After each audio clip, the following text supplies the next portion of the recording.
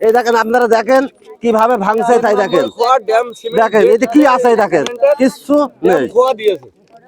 Dam cement দিয়েছে।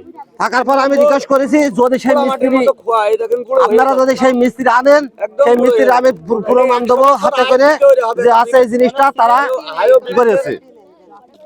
বালিউডের গ্রামবাসীর পক্ষ থেকেই এই মানববন্ধন। সরকারি যে রাস্তা এবং ব্রিজের সামনে যে রাস্তার সম্পূর্ণ অনিয়ম, আমরা এটা দেখতে এসে থেকে সম্পূর্ণ অনিয়ম এবং কাজ সম্পূর্ণ শেষ না করেই ওরা গাইড পিলার দিচ্ছিল। আমরা একটা পিলার দেখলাম, দেখার পর আমাদের সন্দেহ হইলো, সেটা যা হাত দিলাম অমনি সব চুরমার ভেঙে চুরমার হয়ে গেল। মাধবপুর হতে রায়পুর সংলগ্ন যে ব্রিজ, এই ব্রিজের কাজ হচ্ছে কন্ট্রাক্টরের শিডিউল অনুযায়ী কাজ করার কথা, কিন্তু কন্ট্রাক্টর কোনো শিডিউল অনুযায়ী কাজ করছে না।